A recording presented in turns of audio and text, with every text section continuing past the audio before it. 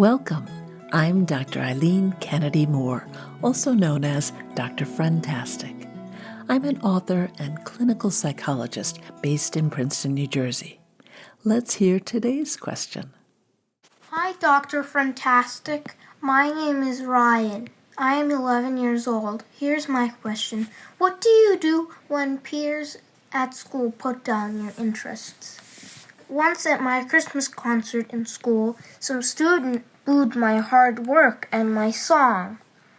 And another time I was doing a science presentation about owls and he booed again and also said bad words and punched my example owl. If I weren't the kid holding the emoji, I would be holding the offended, angry, and upset and discouraged emoji. Hi, Ryan. First, I have to say I am so impressed by your emotional vocabulary. Offended, angry, upset, discouraged. These are all painful feelings, and I'm sorry to hear you've been feeling that way, but I think it's wonderful that you're able to describe your experience so well. When we can name our emotions specifically, instead of just thinking, I feel bad, it helps us understand them more clearly, which makes it easier to cope with them. But let's get back to your situation. This classmate is clearly doing rude and disrespectful things, booing at your performance, punching your example owl. That's not kind. We can try to imagine why he might be acting this way. Is he trying to feel powerful by getting a big reaction from you? Is he trying to impress some other kids by showing that he's not like you? Is he jealous because your project was cooler than his? Does he think it's funny to do something inappropriate? Is he the kind of kid who's impulsive and has trouble reining in his behavior? Is this a clumsy way to try to get you to pay attention to him? I don't know the answers to these questions, but maybe you do. If you can figure out his intentions based on your past interactions or what you know about him, it could guide how you respond. Now, if he's wrecking your project, you need to get an adult involved. But I want to focus on your question about what to do when someone puts down your interests. Clearly, his comments stuck with you because they're still bugging you many months later. What I'd like to say to you is, don't give this kid that much power.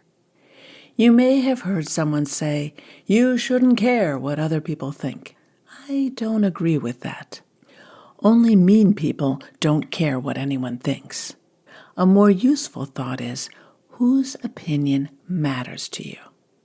I think performing in a show at school and creating a science project about owls are very cool things to do. I bet your teachers and family do too. I bet there are also other kids at your school who like performing and owls. Those are your people.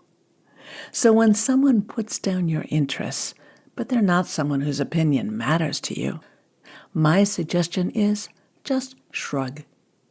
You don't need to argue or convince them or defend yourself. You might say in a bored tone of voice, think what you like, or that's your opinion.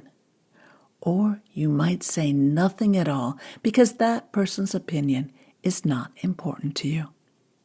You can't please everyone. This is something I have to deal with all the time as a writer. Lots of people like my books and articles and podcasts, but some people don't. That's okay. I'm not writing for them. We can't let the people who are being negative and saying boo hold us back from doing what matters to us. If you focus on doing the things that you find interesting, meaningful, and fun, you're likely to find others who also enjoy doing them. And that could be the basis of some great friendships. This has been Kids Ask Dr. Friendtastic. If you have a question about making and keeping friends that you'd like me to answer, go to drfriendtastic.com. That's drfriendtastic.com. and click on the podcast tab to see how to submit your question.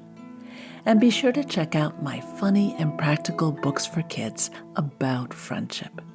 Growing Friendships, A Kid's Guide to Making and Keeping Friends, and my new book, Growing Feelings, A Kid's Guide to Dealing with Emotions about friends and other kids.